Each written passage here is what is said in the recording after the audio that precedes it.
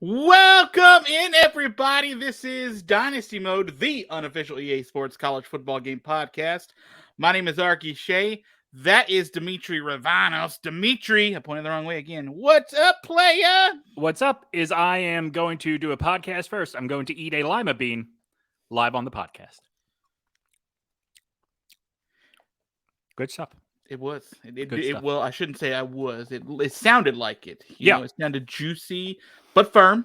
Like you got you got a little bit of firmness in there. Not a bean fan, I'll be honest with you. Really? See, everyone thinks that this is nuts. No, I think it's beans. Well, fair. Both are proteins. Not just in terms of ranking vegetables, Arky. Oh shit. In all foods, lima beans is very high for me. For you, okay. I thought we were about to do some general blanket statement about lima beans. Thank God we have saved ourselves from that. Yeah.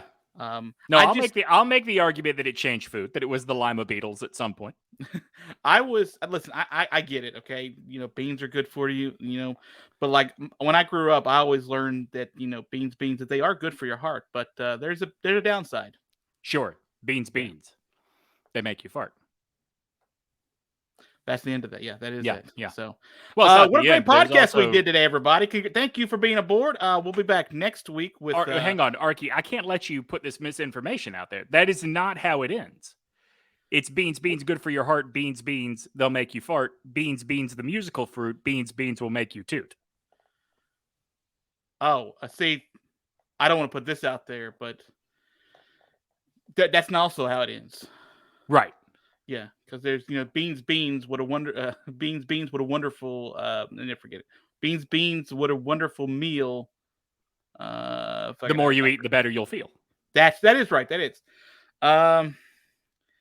Demetri, this is the longest I spent on beans. I got to be honest with you. Arky, I lured you in under the guise of this being an NCAA football video game podcast. Welcome to Bean Talk.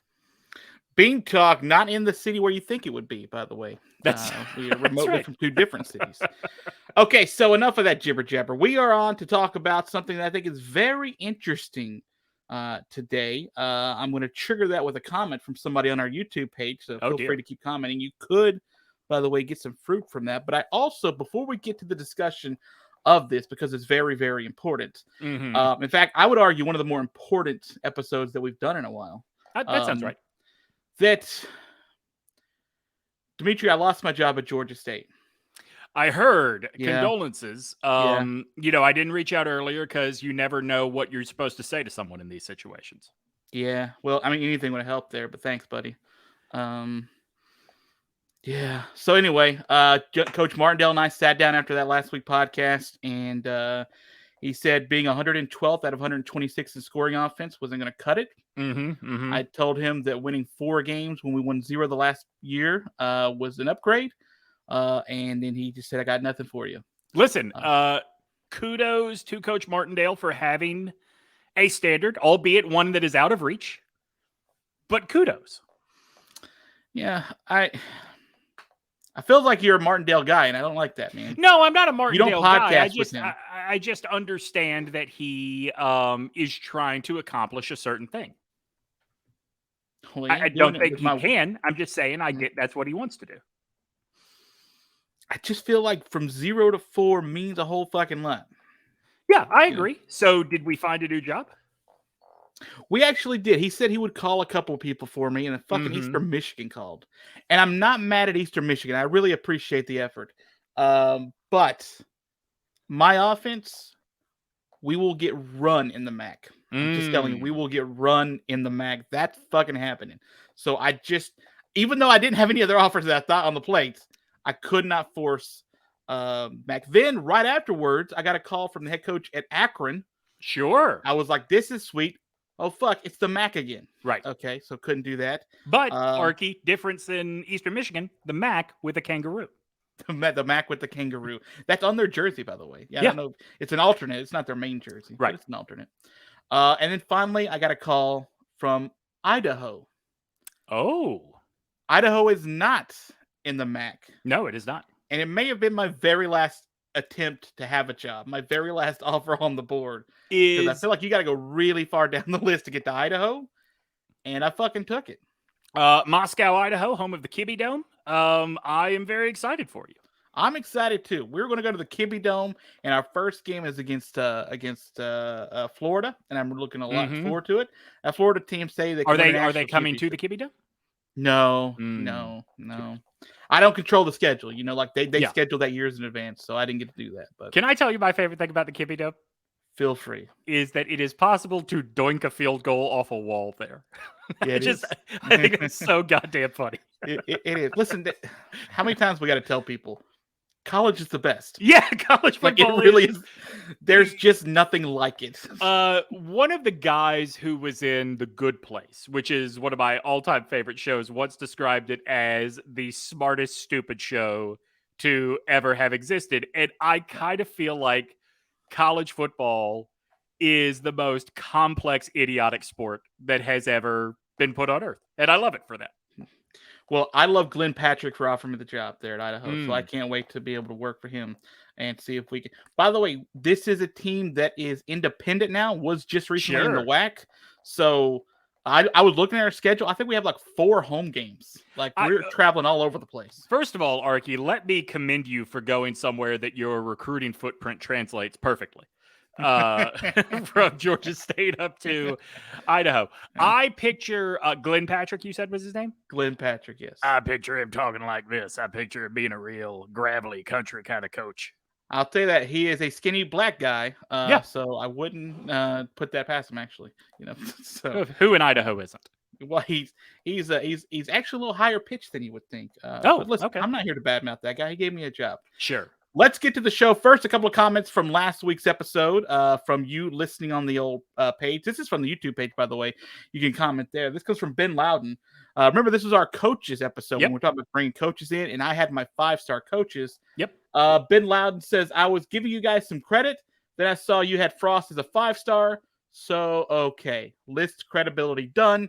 Even before he got fired. Ben, first of all, please do not lump both of us into having created that list. There is a lot in that 5-star group that I have a problem with.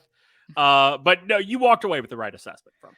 I'll tell you this: he won't be a head coach next year, and he won't be a 5-star next year. So what do you want me to do? Like, but what happens? It works out for you. What happens if he takes a year off and comes? But like, okay, Arky, here's a very realistic scenario. Stay with me here. What if Scott Frost takes a year off, maybe goes to the broadcast booth with that sparkly personality of his? Fucking bet that. And then, after sort of reading the tea leaves about what is happening and what the market is like, what if maybe Jeff Scott gets one more year at USF? Just so they can time it perfectly for Scott Frost to be available. To go back to the conference where he belongs. Does then USF have a 5-star coach? Yeah. Ridiculous. Those are the rules. So those are the rules. Until the NCAA takes away his national championship, those are the rules. All right. Okay. All right. Our next comment comes from a Walmart-ish. Says, not this I wanted to spotlight on the show because I think it's interesting. Not everyone plays all of the games. I play one game a year or every other year. The making the team better was what I liked in regards to obviously the NCAA football game. Okay, so that's not an opinion I hear a lot about. He is talking about within Dynasty mode. Yeah, within Dynasty mode. Yes, I do this too. You really will only play 1 or 2 games a year. I'll play and go 1 to the or next 2.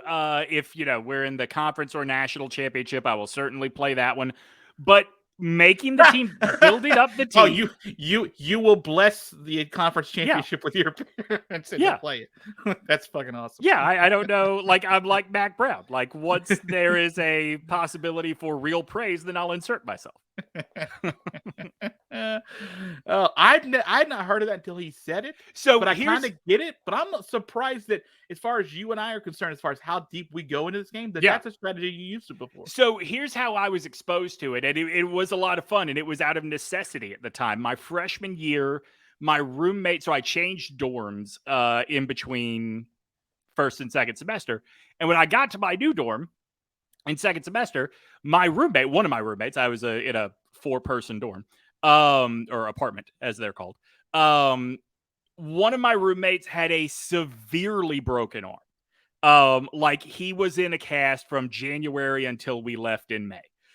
And so he could not react quick enough to play a game, but he could build a team through recruiting. And it kind of became a fun way to play the game. I mean, it's interesting. I do get some of the appeal to that, but if you like building the team, yeah, again, that at that point kind of feels like it's an ultimate like AD hands off, like not ultimate, but it's a version of that to where like you're helping to sure. This is sort of supply why the access to the stuff you need to recruit and so on and so forth. Yeah, this is sort of why I push so hard for a story mode. Is there is more that goes on up here instead of on the screen when you play like that. You were pointing at your penis, by the way, for those who That's couldn't right. see on the video. Which, by the way, congratulations for that too. I mean, I'm not gonna, beggars can't be choosing. I'm not saying I'm begging for your. Let's move on. That's also what I'm eating the lima beans with. The next comment comes from Blaine Main, who says a couple of things I want as far as coaches in the next game: coaching salaries and also position coaches. At the very least, if I'm head coach, I want the ability to hire coordinators. Ever since they introduced coordinators, I thought this was an oversight. Yeah, this is an oversight. Having now recently gotten back into playing this, there is literally no way, even with the revamped version, there's only so much they could sort of edit with it. Sure. Besides like some of the stadiums and uniforms and make it look a little crisper for 4K and stuff like that. There's just limited to what they could do. And I think you should be able to go onto the open market and offer a job to an assistant if you're the head coach. I haven't gotten that opportunity yet, but it's clear like you cannot do that. And that is, I agree with you, an oversight. Have I ever shared with you my idea for a story mode version of Dynasty mode in the next game? You have not, and I hope you won't. Next topic. All right. No, go ahead. So my idea is you start as a high school coach and you only play one game. You only play your state championship game. And before the game, you are told that whatever school in your state area, whatever, is interested in you, is interested in bringing you on board the coaching staff. They don't tell you what. Based on how you perform in the game determines, whether you're offense or defense, determines what position coach you become. And for a year, you can only be a position coach and you can only control that position. It is not unlike Road to Glory. In Road to Glory, if you're a quarterback, all you can do is control the quarterback. You cannot control whether or not the receivers catch the ball. So if you are the, let's say, receivers coach, all you can do is be ready when the guy is throwing to you. But a position coach, not like an overall coordinator, right? Exactly. But a position coach. So you will always become a coordinator the next year. Like it's only 1 year position coach. But that would be. Can you imagine EA trying to do a position coach like version? Like, I know we would love all of the little intricacies, but man, can you imagine having to be like the tight ends coach at Texas? I gotta tell you, I don't think it'd be impossible. Like they've got the infrastructure built for Road to Glory. But what would you do in the game? You would control your position group. Say what? You would control your position group. Well, so all right. So if you're offensive coordinator, defensive coordinator, you get to play just that side of the ball. The head coach makes the decision as far as going on fourth down, field goals, punts, all that kind of stuff. If you're then a position coach, let's say you're the tight ends coach, you just control that position? Yeah. What if you have two tight ends on the field? Then you control the one that the ball goes to. Arky, what do you want me to tell you? I'm just trying to figure out how we're going to implement this. I've got a conference call with EA coming up on Friday, so I've got to have this set up. Feels like the guy whose idea the podcast should have been invited to that call, but whatever. Do you ever check your email, or have you spammed me already? No, I don't. Okay, fair enough. So, all right. So here is the comment that gets us sparked off on the topic today, and congratulations. Your prize is, as far as I know, nothing, but maybe we'll give you one of these cool stickers we're working on. To CW, who mentioned on the YouTube page, would you guys consider doing a show on gameplay changes that are long overdue? Real coaches and storylines are okay, but this game will sink or swim because of gameplay. When was the last time the CPU returned a kickoff or a punt? It never happens. That's just one example of a long overdue gameplay fix. At any rate, I enjoy this podcast. The fact that there's a quality podcast about, quote, the game is proof that this series still resonates despite its nearly decade-long hiatus. At the end, by the way, it sounded a little bit like he was doing a review, which, by the way, you can go over to Apple or anywhere you can review podcasts and leave that For review. the love of God, rate and review. That's how more people find the show, everybody. Yeah. Okay, so he brings up an interesting point because right now I'm currently playing this game. I'm playing it on the PC, and I'm playing now. I'm getting to the revamped version. Right now I'm on the NCAA 14 version. I'll be upgrading soon to the revamped version. But gameplay is the big issue with the game that we haven't talked about yet. The way the game actually unfolds onto the field itself. All this other stuff is ancillary and it's cool. And I agree with CW. It's going to make things a lot more interesting and fun. But if the game ain't worth the shit, like it's going to detract a lot of people, you know? So first of all, I don't need the language. Second of all, I'm so fucking sorry. But this language is rated PG for partial guaranteed language. Yeah. Second of all, I don't know that I've ever seen overwhelming touchbacks or man, dude, it's all the fucking time. Okay. I'm not saying he's wrong. I'm just saying that I certainly have had my troubles defending kickoff returns. I will say this, that there's we can start from the very beginning there. Excuse me. I should say that if you have a mediocre kicker, and just a Scotia wind like 3 or 4 miles an hour, you'll never have to defend a kick ever again in your life. Okay, good to know. That is a serious thing. Like if you get a kicker, and they do have these that are like in their 70s age, but their overall rating.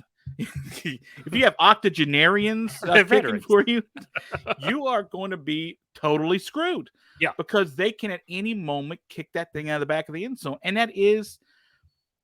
You know, I know that they can't technically, or probably won't technically do a lot of things that you can't do with the NCAA rules as they are. Like right now, you still have touchbacks, right? And you still have kickoffs. So that still has to be an element. You can't just automatically put it at the 25 like I wish you could. But you have to get on that a little bit. We have to pipe down some of these kickers, or whatever their number means. Can't mean every single kick goes back into the game, because as much realism, Demetri, as we want, that's very realistic as far as how many kickoffs go into the end zone. I don't want it in my video game. So I would say that I would trade off the very realistic, we pushed where we kick off from up, so more balls go out of the back of the end zone, for a punt return system that A, sees the computer, CPU, AI, whatever it is you want to call it, return more punts, and B, actually you have a chance to break one for a long return. Dude, it's so fucking hard, man. It's ridiculous. It's really, really hard. Like, and I think in my first season, I got almost an 11-yarder, like on a punt return. But like you said, like even if they have the punt block on, which they rarely do anyway, like when you're trying to return it, for some reason they have the highest game, like the highest what's it called when the ball's up in the air? Hang time. Yeah. Right. And like it just allows everybody to come right up in your face again. And like they're all the greatest defenders in the world. And I know I watch these highlight shows and these kicks are going all the fucking over place where everybody's returning shit. I want to do that too. That's fun as hell. So I occasionally, just once every 9 games, you want the shot at it, right? Yeah. And that sort of gets to, I think, a larger gameplay problem, and this goes all the way back, maybe to the. I'm not going to say all the way back to the Bill Walsh days, but it goes back to when I'm still in high school, so late 90s games, right? When they had the halfback option as a play, toss to the halfback, and he can either turn it upfield or he can throw. Defense in this game, controlled by the AI, moves so quickly that these trick plays meant to make the game fun, there's no way on earth to actually pull them off. And I'm not saying I want it to be pulled off every time. I like the idea that you can make the wrong read on an option pitch and the defense can get right in the middle and either cause a fumble, intercept it, whatever. That is a thing that happens sometimes, and it's cool that it is part of the game. I would also like to see the other side where, you can pitch back to the halfback. The halfback can sort of rear back and throw the ball deep across the other side of the field. And you might have time to complete the pass. You might have time to get the pass off. That's look, the specialty plays that they sort of put in. Like at one point, I can't remember the year. I'm not going to quote it because someone's going to message and be like, "Well, that's fucking dumb. It was 3 years before or whatever." But there was a moment, a year where like they basically cut those in like half, like the amount of plays you could do. And I think it's because of what you're talking about. Yeah. And then even what you're trying to work with now, it is really, really hard. And I know these trick plays, but they don't. If you're running 7 trick plays in a game, right? Like, right. I get it. People are going to be like, okay, maybe we play punt safe here and try to stop one of them. Okay. But if you're running one every 4 or 5 games or something, or even maybe once a game or twice a game, you can't have it always defended perfectly every time. That just doesn't happen. Yeah. And so, like, you have to allow for, and again, this is for EA to do, not for me to figure out. But you have to figure out a middle ground to where, like, it's possible, maybe just barely, to release the ball out of the halfback's hands every now and then. Yeah, because I'll tell you this: I struggled a lot with just learning with any of the zone read concepts or the option concepts, because like you would have a defensive end on you immediately every time. And you're like, does this play work for anybody? Yeah, I mean, there are all kinds of defensive quirks, I guess, that the gameplay is just going to have to be tweaked a little bit. I don't mind having balls batted out of the air, but I don't need linebackers that can jump 8 feet from a standing, just a standing vertical jump of 8 feet to knock a ball down or intercept the pass. There are a lot of things, and I know everybody has been telling us that, play Madden, the RPO, you'll see how it works in Madden, blah, blah, blah. I'm not going to do that. I'm an adult. That is, by the way, the fair response. Yeah. Every time they introduce a concept that has become the norm in the sport, or it has become widespread use, the use is widespread in the sport. I go back to when they introduced the Wildcat, right? It's great that it is in the game. It really is great that it is in the game. It's not actually functional. And I think that is a problem.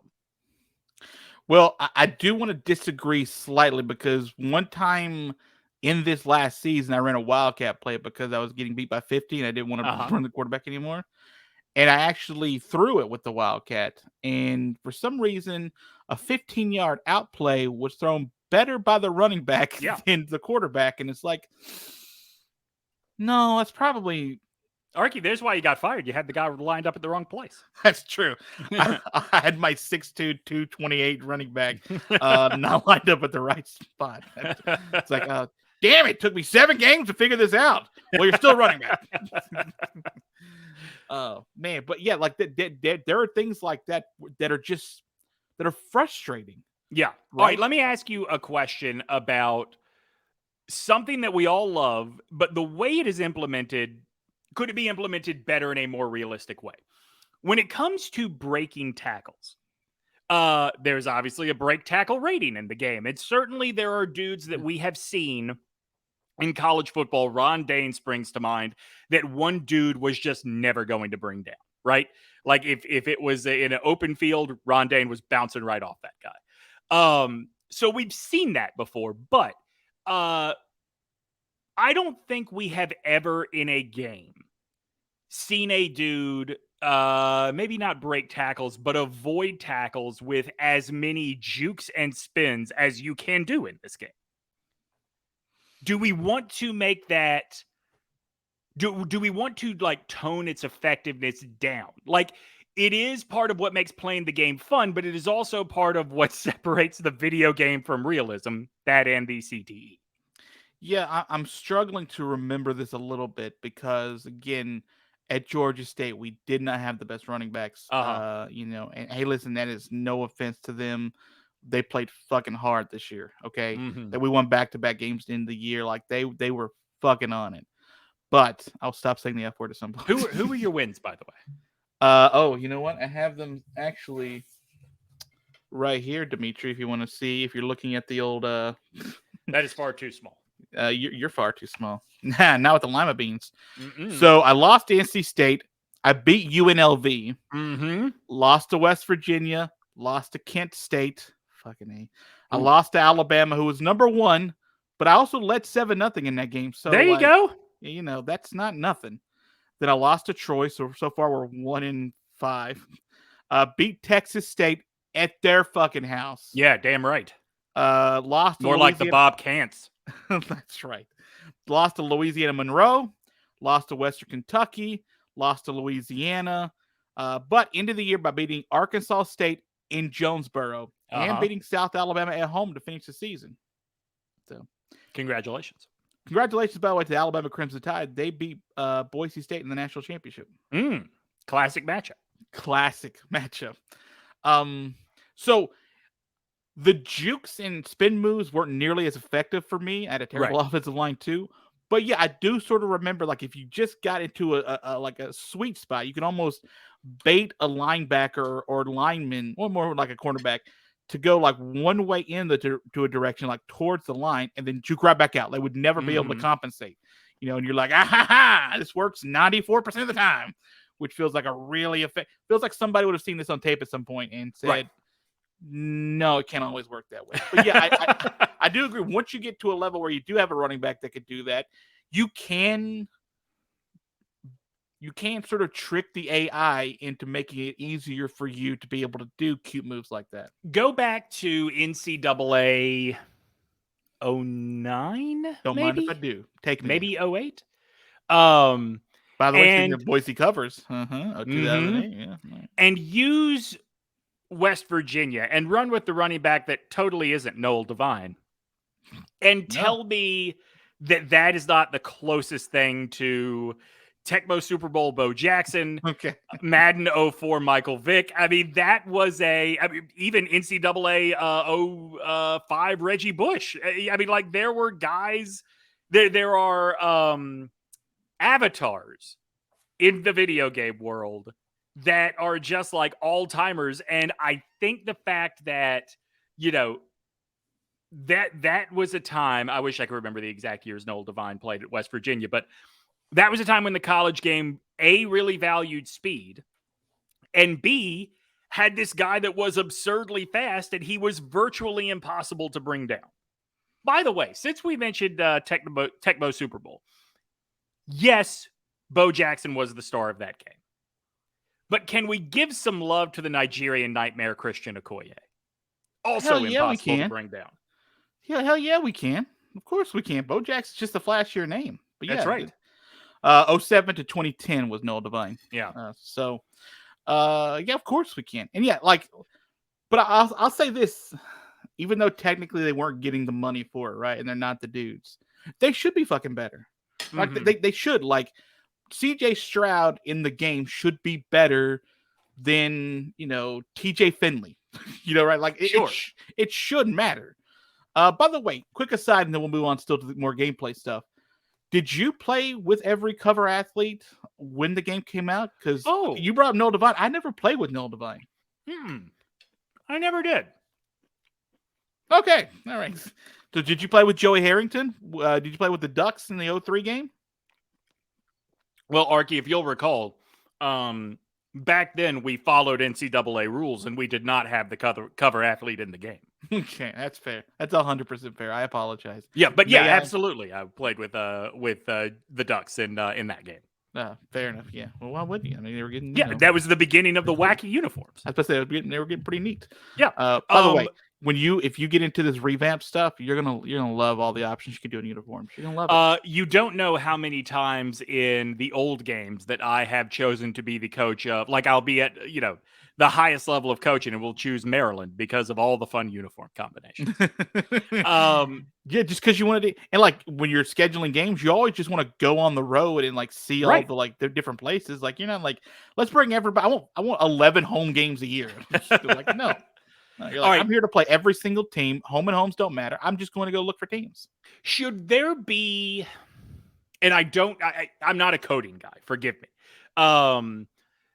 Should there be some sort of possibility, or should there, I don't know how you would do this to make it as rare as it actually is, but like, think back to this past weekend, right? We saw Alabama and Arkansas. We saw the number one team in the nation have a badly muffed snap on a punt. That happens. That happens even to the best team in college football. Okay. Is that the kind of thing that should at least be possible in the game? Hell yeah. Hell yeah. Hell yeah. Mistake. Listen, if I can intercept your pass, right? That's a mistake. Right. Like, so like clearly you weren't throwing it to me. You're not perfect. So without me having to adjust all the sliders and, have some weird slippery do thing, like I don't need a fumble-rooski type play to be able to have some kind of mistake happen. Let's make the mistake. If you go for it on 4th and 4, that could be a mistake because I stop you. All right. It could be a mistake if you stop me. So come on, let's have stuff like that. And by the way, Alabama was not number 1 at the time. They're number 1 afterwards. Arky, they're number 1 in your heart. They're number 1 in your heart. In my heart, only the Bear is number 1. I don't care who has passed them and win since, nor who we recognize, even if they have to be FCS schools or schools that are primarily at HBCUs. Nope, not recognizing those. Recognizing the very white Bear Bryant. I feel like we need a disclaimer here that says Arky is only kidding, just to make sure it is very clear. Arky, don't you even dare lead into it anymore. I'm bending down. If you can you see above my head? Oh, good. Let's see. Well, now I just see your hair. Yeah, I'm trying to show it on the screen. That's technically the bear. Here we go. Oh! I thought that's a photo of the bear in my house. Okay, I like the bear, but not because he's white. Because he was a good coach and he was in the state of Alabama, and that's kind of neat. Not only just a good coach. Like Dana Holgerson's a good coach, right? Like he was one of the all-time greats. Okay. I would argue Dana Holgerson is a great coach. He's just not particularly great at the football part. He is a great character, though. He is a very great character coach, and you can have it. Again, coaches you can have at college, but not the pros. Yep. And that's why college is better. Do you have any other frustrating gameplay parts that you hated about the game or you think need to be addressed? I mean, to me, the biggest thing that needs to be adjusted is just, at some point, someone at EA has to come to terms with the fact that middle linebackers are not magical. Other than that, I don't have anything that is wildly out of sync with reality. I'll tell you this, that I can get into a groove, I wouldn't say regularly, but not easily, but regularly, that if I call a handful of plays, 3 or 4 plays, and that if I alternate the routes that certain people are taking, mainly crossers, mainly sending a tight end from one side of the field to the other, in a crossing pattern, I feel pretty confident that I can empty one side and have that guy either wide open or I run like 78% of the time. Okay. And I feel like that's something that you should be able to get from the game by just seeing me do it over and over again. Because in the game, if you keep running it one side, or if you keep, throwing it to one particular part of the field, yes, they will catch on to that. But I don't think it's just gameplay. I think it's a little bit of trickeration in the AI that allows you to be able to do that. So I would add one thing, because that spurred my memory. If I run 4 verts and the AI is in press coverage, listen, I will take the free touchdown every time. But maybe don't make it so easy. Yeah, I think that the only time I'm happy when it comes to that is if I have that idea, right? Like if I'm like down 7 with 2 minutes to go and I'm like, I just need first downs and I know they're going to empty the middle of the field. I know I think I could do this. But when I see them come off the press and play what a realistic defense will look like, I'm like, oh, we playing now, aren't we? Okay. For me, that's like, okay, audibling to run.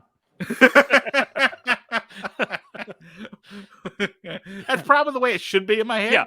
But like in my head, I'm just like, well, also like usually I'm like 5 wide receivers out, so I don't know who, I'm an empty formation. I don't know. Hey, let's bring the tight end here, see what he can do. See, you want to get behind me real quick? We're going under center. We're gonna really screw with your brain. You're not gonna have any idea what's going on. That's right. And I'll say this for all of the crud that we're giving some of the AI now and some of the gameplay features. I don't think that there's a ton about the gameplay that I hate. Oh no, like it's a I very enjoyable game. I do think so too. I think there are quirks that get to it once you play it long enough. Like you don't sort of notice this until you played like 10 games in 3 days or something. Yeah. You're like, okay, all right, we're starting to pick up some patterns. But I will notice this that like I started this dynasty before I got fired from Georgia State. I started after not playing this game. It's 2022. The last time I played this game was probably 2016, 17 at the most, most recent. And I thought you were a fan. Yeah, well, I used to be. I'm a Lapsed fan.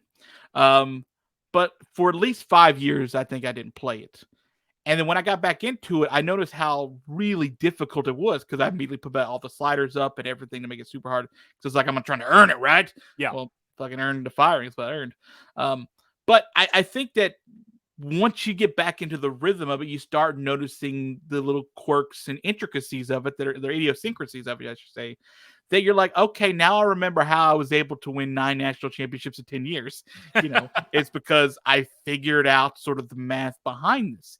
And, you know, I hope to be able to get there, but, you know, I'm still, again, offensive coordinator at Idaho in year 2. But I do know that once I get to a big time job, that we'll be able to win a bunch of games because I'll be able to recruit some kids. And I have a pretty good idea of my go-to things when things are struggling. Can I offer this as we get ready to wrap it up here, Arky? Just you can. I want you to think about this.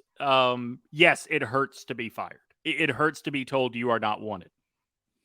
But whenever I look at you, I think that's a man with a vandal's heart. And you know what? Maybe today that's not comforting, and that's okay. But you're going to fit right in at the University of Idaho, Arky. Moscow, you know what? You love it. It's going to love you right back. You're right. That doesn't help. Remember our battle cry, donk, which is the ball hitting the wall after the field goal. I do appreciate the battle cry, by the way. Yeah.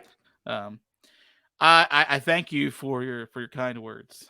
And we'll see. If you want to follow, like again, we don't do those games, even though I do commentary with them. We don't do those games for the podcast feed. It's just on the YouTube page, so you can go see how the first year went. All those games are up. And then we'll get ready for year 2 with Idaho, and let's see what we can do against Florida. I think they're the number 1 team in the country coming into the season, so I'm really excited. Despite the fact that Alabama just won the national championship, it'll be interesting to sort of see what they do. But Arky, if you make it to 2016, the 2016 season, and Idaho is still in the game, you have done better than the actual Idaho. Demetri, I don't want to break your heart here, okay? Mm-hmm. Okay, actually, let's end this because I think this is kind of interesting. Okay, and this is brief. I know for a fact in the revamped game. Oh dear, Idaho's not in the game. No, because here's what happens: there is not a way for these outside folks who are programming the game and trying to make these edits to create brand new teams. So new teams that are coming in have to replace other teams. Now, Idaho does get replaced. Here's, I think, the part that I really was waiting until like maybe we were in person to give you this news. But no, Arky. FIU's not in the game. I don't want it. Not in the revamp. They're not in the revamp. They've been replaced. Arky, now, I don't know by whom specifically, but I do that. know like Coastal Carolina and James Madison. You know, those teams are in the game. Look at that. Look at that. Tell it to my diploma from Florida International University. At least you won this weekend, right? I'm as surprised as anybody.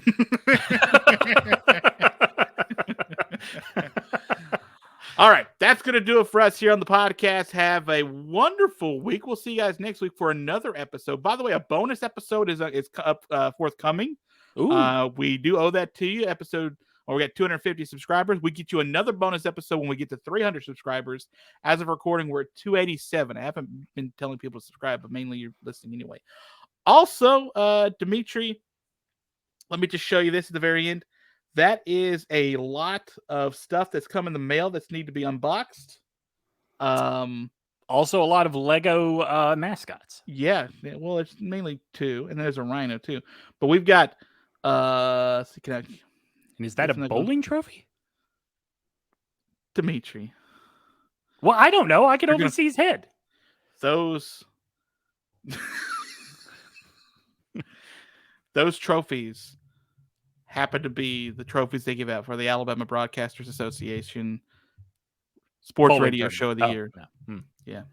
But thanks. Congratulations. But yeah, we've got unboxings to do. I've got at least 8 things I bought about the video game that we've got to unbox and show people on the show too. Like we've got so much stuff to get to. I feel like we're just nipping at the surface of this here video game. So I appreciate everyone for being here. Demetri, I hope you do the same. Do you appreciate them? I do. Okay, good. Then why don't you say something nice to the good people on the way out? Saving some to next week, everybody.